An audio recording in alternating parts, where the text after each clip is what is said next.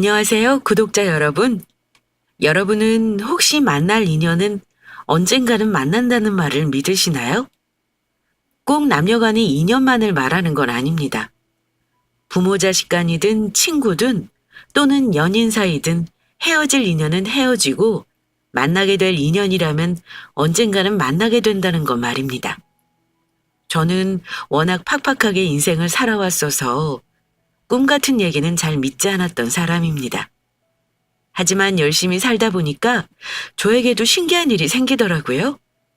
저는 그게 우연이라고는 생각하지 않아요. 언젠가는 꼭 만나게 될 필연적인 인연이었구나 하는 생각을 합니다. 오늘 제가 말씀드릴 사연은 저의 인생을 180도 바꿔준 인연에 대한 이야기입니다. 저는 내년이면 32이 되는 여자예요. 올가을에 좋은 사람과 결혼도 앞두고 있고 사는 곳은 서울입니다. 저는 어릴 때부터 줄곧 엄마와 단둘이 살았어요. 아주 어릴 때가 기억은 전혀 없지만 태어났을 때는 아빠랑 같이 살았다는 말을 엄마에게 듣긴 했습니다. 하지만 엄마는 무슨 사연인지 저 어릴 때부터 아빠가 멀리 계시다는 말을 했을 뿐 아빠에 대한 말을 극도로 아끼셨어요. 제가 다른 친구들과 좀 다른 상황에 있구나 하는 걸 느낀 건 초등학교를 가서부터였는데요. 저는 우리 집이 가난하다는 것과 아빠가 없는 가족이 일반적이지 않다는 걸 그때 알았습니다. 한마디로 저는 아빠 없는 가난한 아이였습니다. 그 당시에는 노골적으로 약한 친구를 괴롭히는 일은 없었지만 은근히 저를 또래 집단에 끼워주지 않고 따돌리는 듯한 분위기는 있었어요. 저는 그래서 초등학교 시절을 떠올리면 그리 행복했던 기억이 없습니다. 철들기 전에는 엄마를 속상하게 하는 말도 간혹 했어요. 우리 집은 그리 넉넉하지 않았고 가난이라는 게 어떤 건지 어렴풋이 알 때쯤 저는 다른 아이들과 내 처지가 다르다는 걸 받아들이기 힘들어했어요.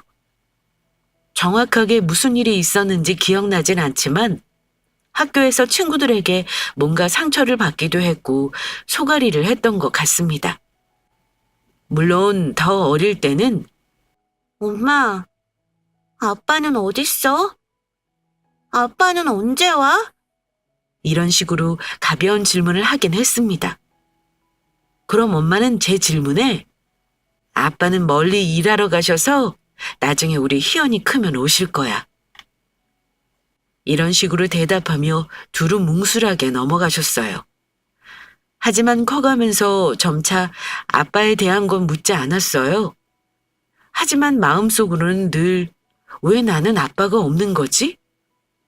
우리 아빠는 왜 나랑 엄마를 그냥 두는 거지? 이런 의문을 가졌습니다. 엄마 말로는 돌아가신 게 아니라는데 그렇다면 도대체 왜 나와 엄마를 힘들게 살게 하는지 궁금하고 알고 싶었어요. 저는 엄마에게 처음 진지한 마음으로 아빠에 대한 걸 물어봤어요. 엄마, 엄마랑 아빠는 혹시 이혼한 거야? 엄마가 그랬잖아. 아빠가 돌아가신 건 아니라고. 근데 왜 나는 아빠 이름도 몰라야 하고 얼굴도 몰라야 하지? 주변에 아무리 둘러봐도 나 같은 아이는 없는 것 같아. 갑자기 그런 거 왜 물어? 혹시 친구들이 너 아빠 없다고 놀리니? 엄마가 학교 한번 갈까? 그런 거 아니야. 그냥 궁금해서 그래. 나 혼자 세상에 나온 것도 아니고 분명 아빠가 있는데 나는 왜 아무것도 몰라야 되나 해서. 아빠가 어딘가 있다면 엄마랑 나를 왜 안 찾아오는 거야? 혹시 내가 이 세상에 나온 게 엄마의 실수라던가 뭐 그런 거야? 엄마는 제 말에 복잡한 얼굴이셨습니다. 초등학교 6학년이면 이제 막 사춘기가 시작될 나이이기도 했지만 그렇다고 해서 어른들의 일을 모두 이해할 수 있는 나이는 아닌지라 엄마는 고민을 하셨던 것 같아요. 그때 엄마가 그러시더라고요. 희연아, 엄마 말 잘 들어. 너는 절대로 실수로 낳은 아이도 아니고 엄마 아빠가 사랑해서 낳은 아이야. 지금은 엄마가 사정이 있어서 말은 못하지만 나중에 네가 크고 이해할 때가 되면 다 얘기해 줄 거야. 우리는 왜 이렇게 가난하게 살아야 하는데? 아빠가 있으면 엄마랑 나랑 이렇게 살게 놔두면 안 되는 거잖아. 됐어. 나는 이제부터 아빠 같은 거 없다고 생각할 거야. 나한테 말할 필요도 없어. 또래보다 성숙했던 저는 그날 이후로 엄마에게 아빠에 대한 걸 다시는 묻지 않았습니다. 그리고 죽었다고 생각하기로 했어요. 엄마 반응으로 봐서는 분명 내가 알면 안 되는 이유가 있는 것 같았기에 그냥 거기서 궁금함을 접기로 마음 먹었고요. 엄마는 저를 키우느라 늘 바쁘게 사셨고 항상 일을 하셨어요. 쉬는 날이 거의 없을 정도로 바쁘셨습니다. 그래서 제가 고등학교 갈 때쯤에는 전에 살던 방 한 칸짜리 반지하에서 방 2개 빌라로 이사도 했어요. 엄마는 저에게 공부 열심히 하라고 했지만 사실 저는 그리 공부는 잘하지 못했어요. 저는 늘 돈 벌 궁리를 했습니다. 엄마한테 용돈은 받아도 잘 못 썼어요. 우리는 가난하다는 생각 때문에 돈을 쓸 줄을 몰랐습니다. 그 당시 또래 친구들은 PC방도 다니고 노래방도 다니고 몰려다니며 어울렸지만 저는 그런 무리에 끼지도 못했어요. 저는 그렇게 외로운 학창시절을 거치고 수도권 4년제 대학에 입학했습니다. 그런데 저 대학교 입학하자마자 엄마가 유방암 진단을 받으시면서 그나마 조금씩 나아지고 있다고 생각했던 인생이 다시 한번 진창에 처박히는 경험을 하게 되었습니다. 그나마 엄마가 든든하게 보험을 들어놓으신 게 천만다행이긴 했어요. 하지만 그 당시에는 암이라는 병은 진단받는 순간 돈이 드는 병이었습니다. 엄마는 다행히 수술 후 항암까지 잘 견디셨어요. 하지만 일을 못하셨기 때문에 제가 생활비를 책임져야 했습니다. 거기다가 대학교 학비를 고스란히 저 스스로 해결해야 했습니다. 그때부터 저는 안 해본 아르바이트가 없었어요. 마트 주차 요원이며 호프집, 식당, 커피숍 등등. 수업 듣는 시간 빼놓고는 전부 아르바이트로 채워서 살았습니다.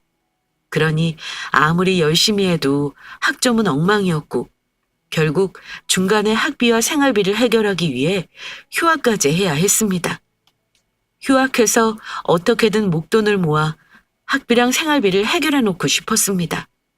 하지만 아무리 아르바이트를 2탕, 3탕을 뛰어도 엄마 병원비까지 감당하는 건 역부족이더라고요. 엄마는 몸이 아프면서도 저에게 너무 미안해하셨고 하루 걸러 하루 눈물바람이셨습니다. 희연아, 힘들지?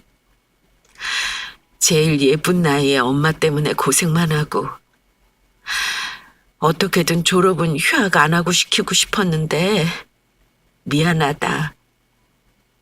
엄마가 얼른 나아야 하는데 어쩌지? 이번 항암 끝나면 엄마도 할 수 있는 일 찾아볼게.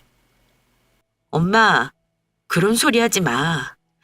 엄마는 몸 생각만 해야지 그런 걱정할 필요 없어. 지금까지 엄마가 나 길러주고 고생했는데 이제는 내가 엄마 보살펴줄게. 지금은 돈 걱정하지 말고 엄마 낳을 생각만 하자. 말은 그렇게 했지만 사실 현실이 참 팍팍하긴 했습니다. 대학도 졸업 안 한 어린 여자아이에게 큰돈을 주는 일자리는 없었어요. 아침 일찍부터 늦은 시간까지 일을 해도 생활비에 엄마 병원비를 하고 나면 모을 수 있는 돈이 없었습니다. 그제야 엄마가 혼자 나를 키우면서 얼마나 고단한 삶을 살았는지 이해가 되더라고요. 엄마, 그동안 엄마 혼자서 정말 힘들었겠다. 나는 그런 것도 모르고 맘속에 불만만 갖고 살았지 뭐야? 공부 좀 더 열심히 해서 엄마 힘나게 할 걸. 나 그동안 너무 대충 산 것 같아. 미안해, 엄마. 우리 딸이 이제 철드는 거야? 엄마한테 네가 왜 미안해? 엄마가 미안하지. 엄마가 빨리 나와서 우리 딸 시집 가기 전에 같이 여행도 다니고 해야 하는데 할 수 있겠지? 그럼 당연하지. 엄마, 우리 말 나온 김에 이번 마지막 항암 끝나면 제주도 갈까? 우리 한 번도 여행 간 적 없잖아. 말 나온 김에 가자. 엄마 컨디션이 좋지는 않았지만 이상하게 그때는 꼭 엄마랑 여행을 가야겠다는 느낌이 들더라고요. 그래서 엄마 항암 끝나고 체력이 좀 나아졌을 때 영혼까지 끌어모아 여행 경비를 마련해 제주도로 여행을 갔습니다. 어릴 때 가까운 놀이공원에 간 적은 있지만 남들처럼 여름에 피서 한번 간 적 없었던 저는 엄마랑 여행이 너무 좋았어요. 엄마도 아마 마음 편히 여행 간 건 처음이었을 겁니다. 정말 꿈같이 행복한 시간을 보내고 온 엄마와의 제주 여행이었고 다음에는 해외로 가자는 약속도 했어요. 하지만 그 약속은 슬프게도 지킬 수 없게 되었습니다. 저에게는 그 제주 여행이 엄마와의 처음이자 마지막 여행으로 남았거든요. 엄마는 수술 후 항암까지 하셨지만 2년 후 제가 졸업반일 때 암이 재발했어요. 암이 얼마나 무섭냐면요. 순식간에 간과 폐로 전이된 암은 엄마의 생명을 빠른 시간에 갉아먹었습니다. 저는 엄마 병시중 때문에 취업도 포기하고 파트타임으로 일을 하며 하루하루를 버텨냈습니다. 하지만 엄마는 재발하고 1년도 버티지 못하셨습니다. 엄마 장례를 치르는 동안 빈소는 텅텅 비었어요. 그나마 대학 때 친구들 몇몇과 아르바이트 하던 곳의 직원과 사장만이 다녀갔을 뿐이었습니다. 저는 크면서 외가 쪽 식구를 한 번도 만난 적이 없었고 누가 찾아온 적도 없었기에 엄마 돌아가시고 나서도 딱히 연락할 수 있는 사람이 없었습니다. 엄마가 알고 지낸 지인 몇 분이 다였어요. 그분들 도움과 생전에 엄마가 남겨놓은 얼마간의 돈으로 무사히 장례를 마쳤습니다. 엄마가 돌아가셨을 때는 이제 정말 세상에 기댈 사람 하나 없이 완전히 혼자라는 생각에 너무나 힘들었습니다. 엄마가 있는 세상과 없는 세상은 정말 달랐어요. 아팠던 엄마였지만 그래도 저에게는 하나뿐인 기댈 구석이었으니까요. 엄마 돌아가시고 나서 유품 정리를 하는데 엄마는 사치품 하나가 없더라고요. 그 나이에 남들 다 있는 명품 가방이나 보석 하나가 없었습니다. 딱 하나, 펜던트에 한자가 새겨진 특이한 디자인의 금목걸이 하나를 남기셨더라고요. 엄마 옷이며 쓰던 물건은 정리했지만 이상하게 그건 남기고 싶었습니다. 엄마의 유품 중 제가 간직하고 싶다는 느낌이 든 물건이라 그날부터 저는 쭉 엄마가 남긴 그 목걸이를 착용하고 생활했습니다. 한동안 너무 힘들었는데 저는 마냥 넋놓고 지낼 수 있는 상황도 아니었습니다. 학자금 대출은 아직도 갚아야 했고 생활을 해야 했으니까요. 그런데 제가 가장 힘든 그 시기에 저에게 관심을 보이는 사람이 있었어요. 원래 연애는 심신이 약할 때 하는 게 아니라지만 같이 아르바이트를 하던 곳에서 알던 사람이 관심을 보이며 다가오는 게 싫지 않았습니다. 어쩌면 제가 그때 기댈 곳이 필요했는지도 모릅니다. 저는 25 먹도록 연애 경험이 없었기 때문에 이것저것 따질 줄 몰랐어요. 그냥 저를 좋다고 해주는 게 너무 고맙고 좋았습니다. 엄마가 돌아가시고 나서 힘들었던 저에게 어쩌면 그때 제일 힘이 돼주던 사람이기도 했고요. 그 사람은 저보다 2살이 많았고 저와 마찬가지로 취업 준비 중이었어요. 취업 준비를 하던 중에 그 사람은 식품 관련 대기업 계열사에 합격했습니다. 반면 저는 취업 준비를 하면서 아르바이트를 병행했는데 생각보다 좋은 회사에 취직하는 게 쉽지 않았어요. 서울이라는 곳에 수많은 회사가 있어도 나 하나 들어갈 곳이 없다는 게 참 굉장히 서글프더라고요. 그때 마침 일하는 카페 사장님이 저에게 좋은 제안을 해주셨습니다. 희연 씨, 아는 지인이 강남에 카페 체인점을 오픈했는데 믿을 만한 직원이 필요하다지 뭐야? 내가 그때 딱 희연 씨 생각이 나더라고. 나처럼 작은 가게도 아니고 본사가 대기업이잖아.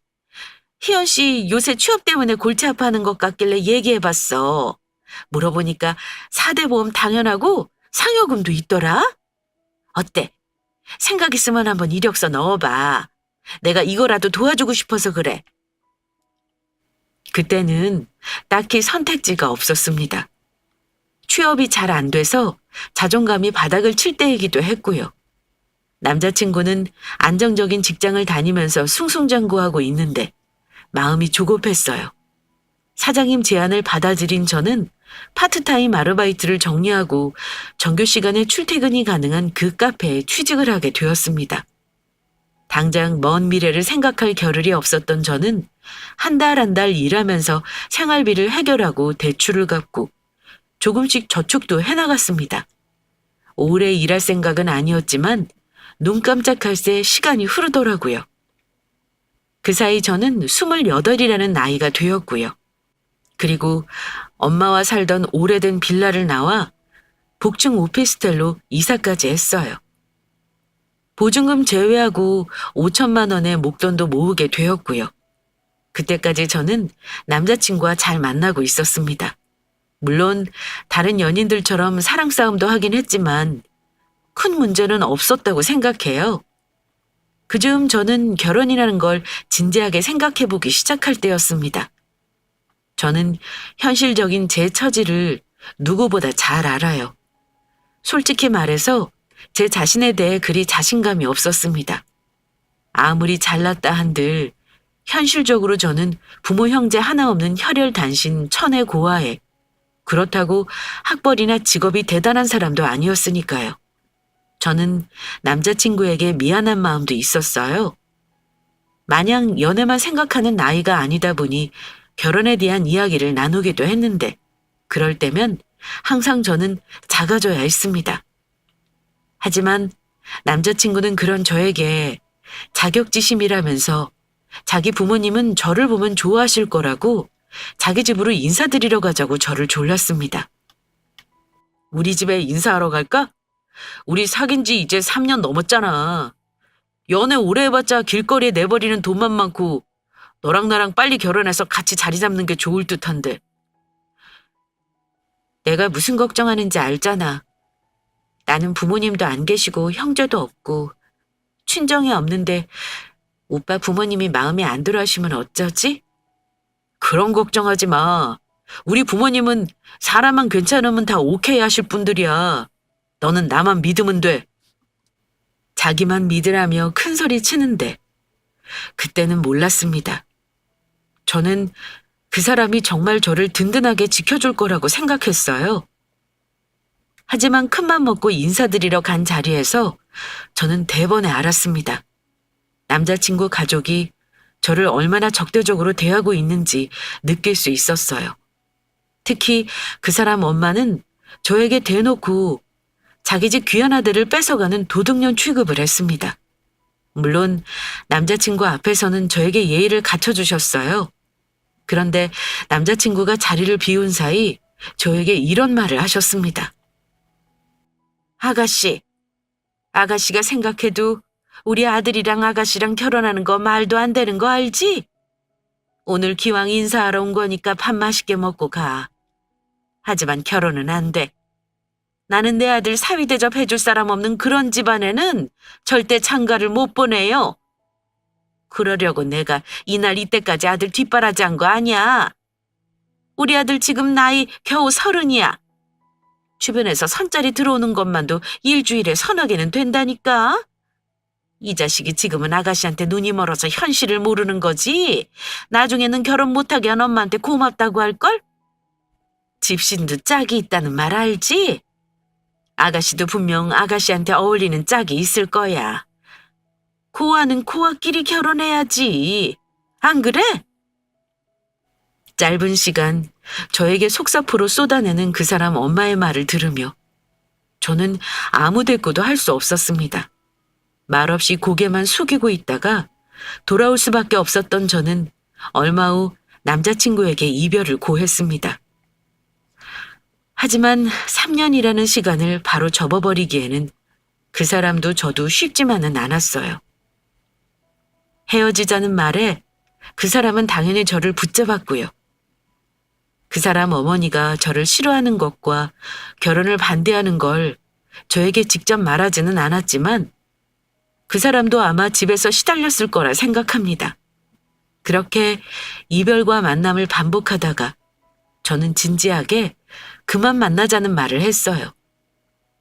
이별을 납득하지 않길래 저는 그 사람 엄마가 저에게 했던 말을 그대로 전했습니다. 그랬더니 그 사람은 이렇게 말했습니다.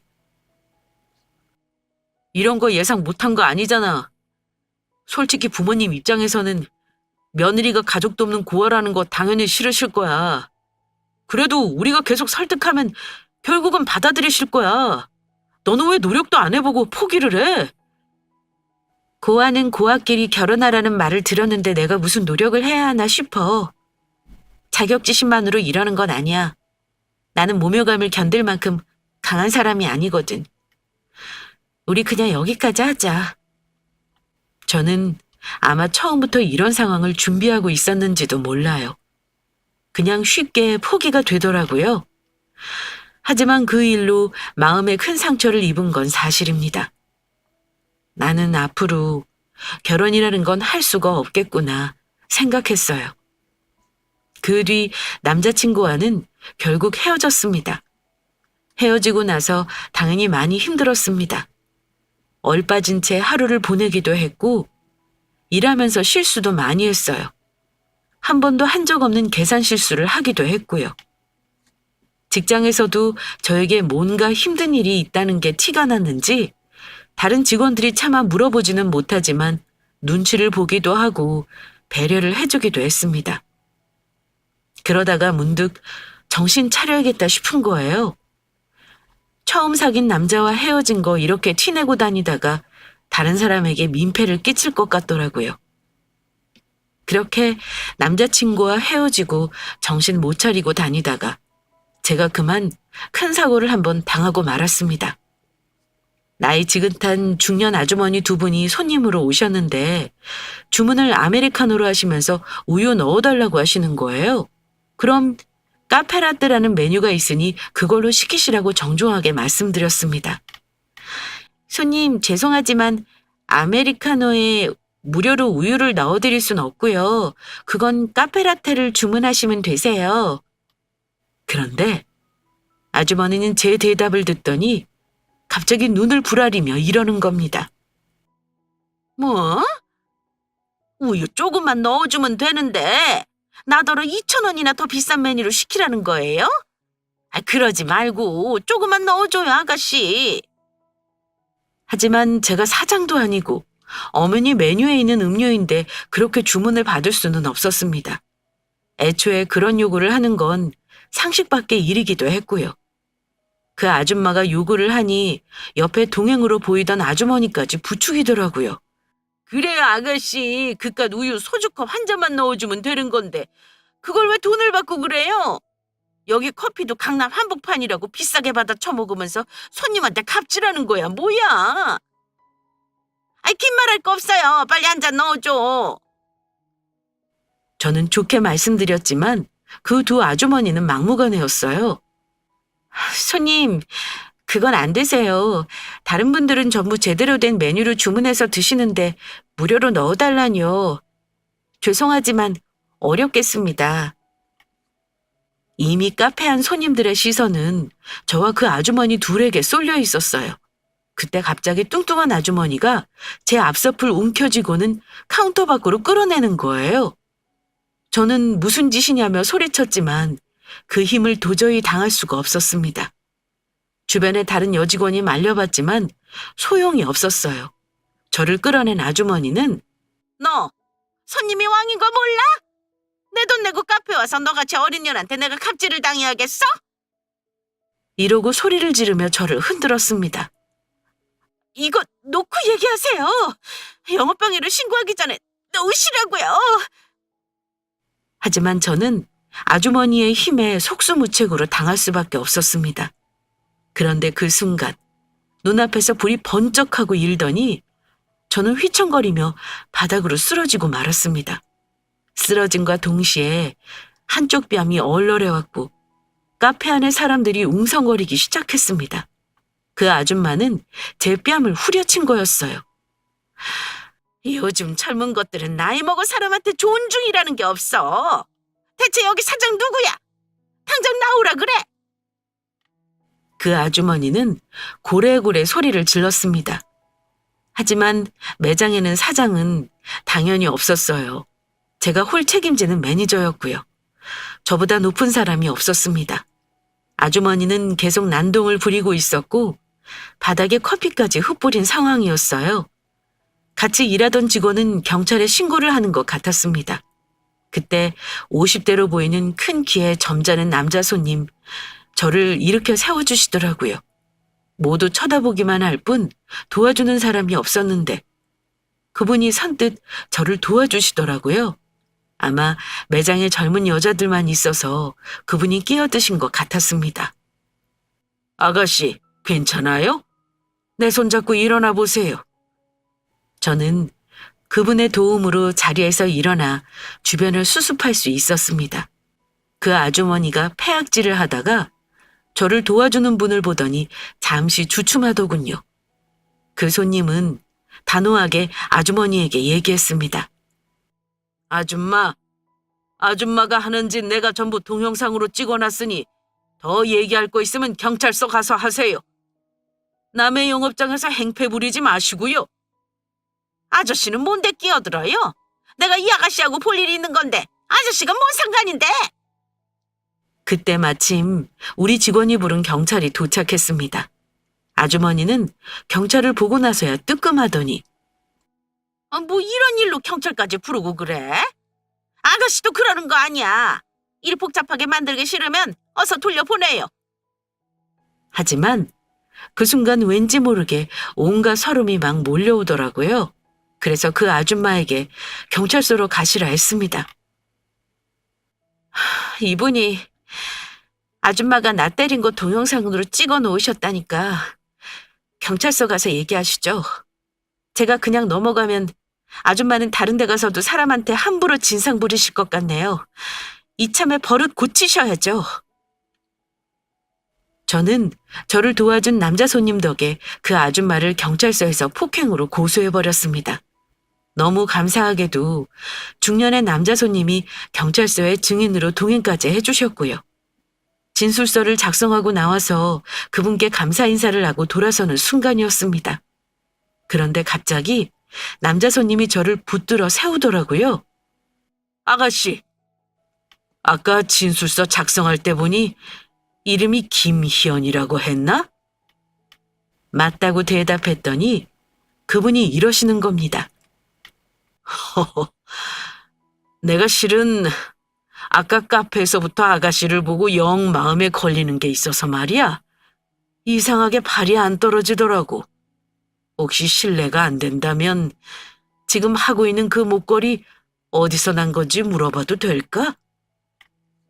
뜬금없이 그분이 제가 늘 하고 다니던 엄마의 유품인 목걸이에 출처를 물으시는 거예요. 그래서 숨길 것도 없겠다 솔직히 말씀드렸습니다. 이건 저희 엄마가 남겨주신 유품이에요. 엄마가 3년 전에 암으로 돌아가셨거든요. 근데 남긴 게 이것뿐이라 제가 간직하고 있어요. 저의 대답을 듣더니 그분 얼굴이 이상하게 변하더라고요. 그럼 아가씨, 혹시 그 목걸이 메달에 새겨진 그 한자 말이야. 그게 뭔지 알아? 그거 흔하게 구할 수 있는 게 아니거든. 왜냐면 내가 만든 거니까. 그리고 그걸 준 사람은 내가 똑똑히 기억하고 있어. 30년 동안 찾아다니고 있던 목걸이 주인인데 이미 죽었다는 거지? 그럼 아가씨가 그 사람 딸인가? 깜짝 놀랄 이야기를 하시기에 저는 너무 놀라 목걸이를 만지작거리기만 했습니다. 거기 새겨진 한자가 버들류, 내 성씨야. 내 이름이 류중환이거든. 그 목걸이의 사연은 나만 아는 거지. 근데 그걸 아가씨가 갖고 있다니. 혹시 아가씨 엄마 이름이 김영인인가? 네, 저희 엄마 이름 맞아요. 저는 엄마 성씨 따랐고요. 근데 아저씨는 누구시길래 저희 엄마를 아세요? 그분은 놀란 듯 제게 다가오더니 제 손을 덥석 잡았습니다. 그럼 네가 내 딸이겠구나. 희연이? 내가 그렇게 찾던 내 사람 딸이 희연이었구나. 아이를 낳았다는 말만 들었지. 그렇게 찾아도 꽁꽁 숨어있더니 이렇게 만날 운명이라 그랬나 보구나. 내 짐작이 맞다면 너는 아마 내 딸일 거다. 내가 그렇게 찾으려던 내 딸 말이야. 알 수 없는 말을 하시면서 제가 그분의 딸이라는 말을 계속 하시더라고요. 저는 얼떨떨한 상태로 아무 말 못했고요. 대체 이게 무슨 상황인가 싶었습니다. 그분은 저에게 옛날 얘기를 해주셨습니다. 엄마가 젊을 적에 두 분은 서로 사귀던 사이였지만 엄마 역시 딸린 가족 없는 고아라고 그분 집에서 반대를 심하게 하셨답니다. 그런데 어쩌다 엄마가 임신을 하게 되었고 그걸 알게 된 아저씨 집안 어른들이 엄마를 협박하셨다고 해요. 잡아서 병원까지 데리고 가서 저를 떼어내려 했고 가까스로 엄마는 연고도 없는 서울로 도망쳐와 아무도 모르게 꼭꼭 숨어 저를 낳았던 겁니다. 그렇게 헤어졌지만 그분은 그날 이후로 엄마를 계속 찾으셨다고 해요. 하지만 그 당시 엄마와 그분이 살던 곳은 전라도였고 엄마가 도망쳐 온 곳은 서울 한복판이었으니 찾기가 쉽지 않았을 겁니다. 그때는 인터넷이나 정보망이 없었으니 더 했겠죠. 30년 가까이 세월이 지나는 동안 아저씨는 서울에 사업체를 운영하기 위해 정착하셨고 심지어 그 나이 먹도록 결혼도 포기하고 살았다고 하시는 겁니다. 엄마 사진을 보여달라 하시기에 보여드렸는데 맞다면서 엉엉 우시더라고요. 그러면서 저에게 전화번호와 주소 그리고 명함을 건네주셨습니다. 빠른 시일 내에 만나서 유전자 검사를 한번 해보자고 하시더군요. 너는 분명 내 딸이 맞아. 아까 너를 처음 봤을 때부터 이상한 기분이 들었거든. 그래도 재산 문제 정리하려면 확실한 게 좋으니 일단 검사는 해보자. 이렇게 말씀하시면서요. 명함을 보니 그분은 꽤나 큰 회사의 CEO셨고 겉으로 보기에도 범상치 않은 기운을 풍기는 분이셨습니다. 그런 분이 갑자기 제 눈앞에 나타나 우리 엄마 이름을 말하며 제가 딸이라고 하는데 여러분 같으면 어떤 기분일 것 같으세요? 일단 저는 믿을 수가 없었습니다. 그래서 뭐가 됐든 유전자 검사는 해야겠다고 생각해서 검사에 동의했습니다. 그날부터는 무슨 정신이었는지 모르겠어요. 일주일 후 유전자 검사 결과가 나왔고 당연하게 저는 그분의 딸로 판명이 났습니다. 졸지에 천혜 고아에서 회사 대표님의 딸이 된 거죠. 딸이라는 게 확실해지자 아빠는 감격하셨습니다. 그리고 제가 사는 집에 오셔서 그가 살았던 얘기를 듣고 내내 우셨어요. 엄마가 암투병 하셨던 거 들으면서 너무 가슴 아파하셨습니다. 조금만 일찍 찾았다면 같이 시간을 보낼 수 있었을 거라면서 안타까워하셨고요. 사실 저는 어릴 때부터 아빠가 없다고 생각했었고 무슨 연유로 나와 엄마를 찾지 않는 건지 늘 원망이 마음 한구석에 있었습니다. 하지만 세월이 무색하게도 핏줄이라는 건 참 이상하더라고요. 아빠가 우리를 찾으려고 애썼던 거 들으면서 그간의 원망이 사라지는 걸 느꼈습니다. 저는 아직 그분을 아빠라고 부르는 것도 어색한데 저를 스스럼 없이 딸처럼 대해주셨어요. 알고 보니 아빠는 재산이 그냥 많은 정도가 아니더군요. 예전부터 대대로 부자였지만 100억이 넘는 자산가셨어요. 그런 분이 예전 사랑을 못 잊어서 결혼을 안 하고 살았다는 것도 참 신기하더군요. 당장 그 카페는 그만둬. 내 딸이 그런 꼴 당하는 거 봤는데 거기를 계속 다니게 할 수는 없지. 적당한 자리 마련해 줄 테니까 내 회사에서 차근차근 일을 배워보도록 해. 그리고 너 사는 집 말이다. 아빠는 좀 불안하구나. 여자 혼자 사는데 주변에 남자들도 살 거 아니니? 보안이 영 허술해 보여서 그래. 아빠가 아파트 하나 해줄 테니까 거기 들어가서 살아. 너 불편할까 봐 차마 같이 살자는 말은 못하겠구나. 네가 원하는 대로 해줄 테니 얘기해봐. 카페는 어차피 그만두려고 했어요. 근데 사는 곳은 바로 빼는 건 좀 어려울 것 같아요. 일단 주인한테 빼달라고 얘기는 해놓을게요. 갑자기 제가 공주가 된 것 같아서 기분이 얼떨떨하네요. 주인한테 빼달라고 하고 그냥 비워놔. 너 바로 들어가 살 수 있게 준비해 놓을 테니 내 말대로 해라. 이제부터 아빠가 너한테 못 해준 거 다 해줄 생각이야. 너 하고 싶은 거 있으면 주저하지 말고 다 얘기해라. 알았지? 그동안 애 많이 썼다. 너 살아온 거 보니까 내가 너무 가슴이 아파. 이제부터는 내가 든든하게 뒤에 있을 테니 절대 너 무시하는 사람 없을 거다. 아빠 말을 듣는데 그동안의 서름이 막 밀려오며 눈물이 나더군요. 그런데 문득 저를 반대했던 예전 남자친구의 엄마가 떠오르더라고요. 제가 고아라서 자기 아들과 어울리지 않다고 했던 그분 말에 매일 밤 이불을 걷어찼던지라 문득 통쾌하게 한 방 먹여주고 싶다는 생각이 들었습니다. 그럼 아빠, 제가 부탁 하나만 할게요. 사실은 제가 만나던 사람이 있었는데 제가 고아라고 반대해서 헤어졌거든요. 저한테 함부로 대한 거 그건 갚아주고 싶어요. 그 사람 엄마 찾아가서 한마디 하고 싶은데 같이 가주세요. 뭐야? 내 딸이 그런 일이 있었어? 좋아. 너 하고 싶은 대로 해. 내가 도와주마. 저는 당당하게 그 사람에게 연락했습니다. 꼭 할 말이 있으니 엄마와 만나고 싶다고요. 몇 개월 지나지도 않았는데 그 사람은 벌써 저를 정리한 건지 무슨 할 말이 있냐고 했지만 제가 그랬어요. 꼭 갚을 빚이 있다고요. 그런데 자기 엄마는 굳이 저를 만나고 싶어 하지 않을 거라며 집으로 잠깐 찾아오라고 하더군요. 든든한 아빠를 등에 업고 저는 그 사람 집에 찾아갔어요. 그 사람 엄마는 헤어진 마당에 무슨 할 말이 있냐며 못마땅해 했을 겁니다. 하지만 제가 갚겠다는 빚이 뭔지 궁금했겠죠. 갔더니 남자친구와 엄마만 있더라고요. 앉으라고 눈짓은 하면서 방석도 내주지 않더군요. 저는 서서 얘기하고 가겠다 했습니다.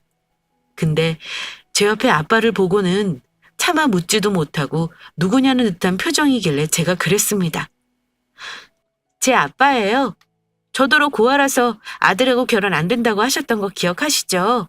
근데 저 사실은 아빠가 계셨거든요.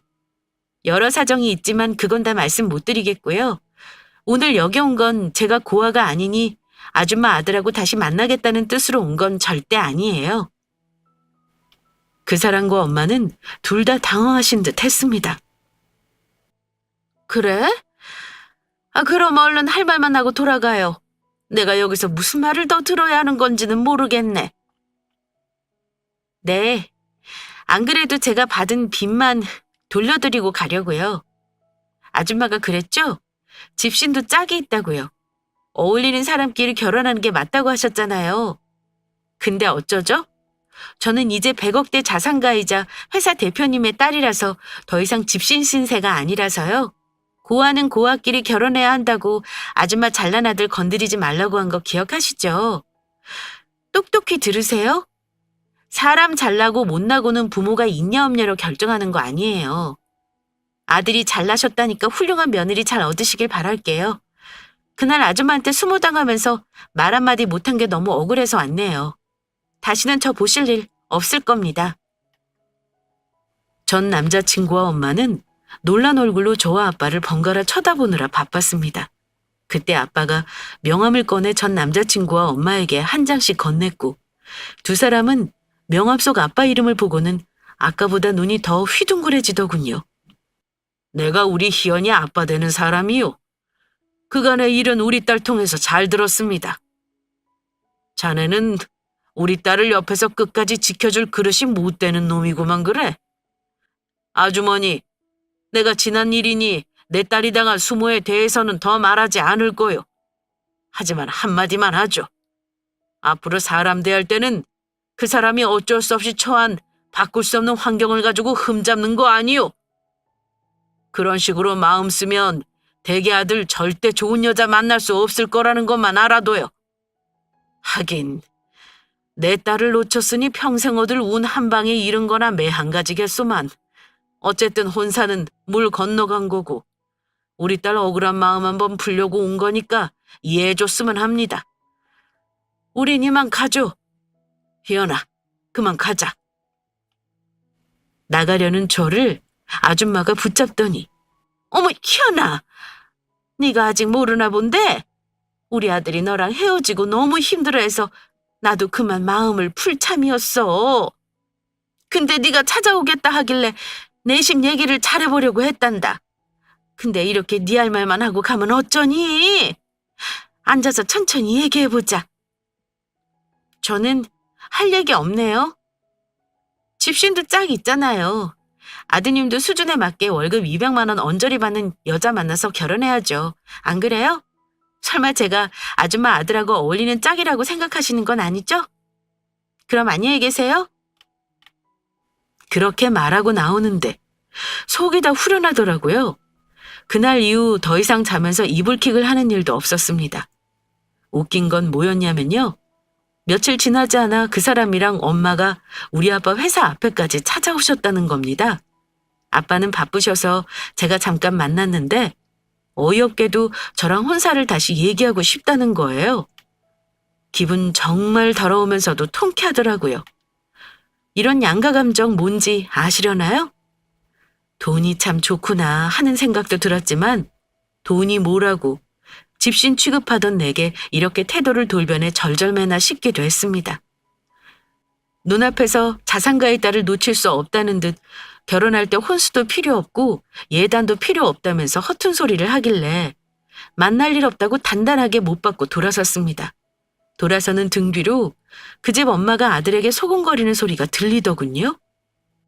아들, 네가 무릎이라도 꿇어서 제 마음을 돌려놔. 이렇게 쟤 보내면 그 돈 전부 놓치는 거야. 아이고 아까워. 조금만 참았으면 제 돈이 다 네 거 되는 건데. 얼른 가 붙잡지 않고 뭐해? 엄마 그만해요. 나는 염치가 없어서 더 이상은 못하겠다. 등짝을 후드려 패는 소리가 들렸지만 저는 뒤도 돌아보지 않고 나와버렸네요. 아마 그 집 엄마는 아들이 며칠 동안 부잣집 사위 될 뻔한 거 놓친 거 생각하며 억울하고 분했을 겁니다. 저처럼 밤마다 이불킥을 했을지도 모르죠. 저는 갑자기 제 인생의 구원자처럼 나타난 유일한 핏줄인 아빠로 인해 지금은 많은 걸 누리며 살고 있어요. 벌써 시간이 흘러 저는 32이라는 나이가 되었네요. 그간 아빠 회사에서 일을 열심히 배워 팀장이 되었고 좋은 사람도 만나 올가을 결혼을 앞두고 있습니다. 말씀드렸듯 저는 꿈 같은 이야기를 믿지 않습니다만 저에게 일어난 이 동화 같은 얘기는 분명 현실에서 일어난 일이 맞아요. 만약 엄마가 돌아가시고 제가 그 카페에서 일하지 않았다면 아빠를 만날 수 있었을지 가끔 이상한 생각이 들기도 해요. 마치 세상 모든 인연이 정해진 시기에 만나도록 정해놓은 법칙이 있는 것 같기도 하고요. 엄마는 아빠와 만나지 못하고 세상을 떴지만 아마 하늘에서 저를 보면서 마음 편히 계실 거라고 믿어요. 그리고 저는 남은 삶을 하나뿐인 아빠와 즐겁게 지내고 싶습니다. 이제 시집가면 사위도 생길 테고 손주도 보실 테고요. 저의 외로웠던 삶은 이제 행복해지는 일만 남은 것 같습니다. 저의 꿈 같은 사연은 여기까지입니다. 힘든 일로 지치신 분들께 조금이나마 위로가 되는 사연이었길 바라며 저의 이야기는 여기서 마칠게요.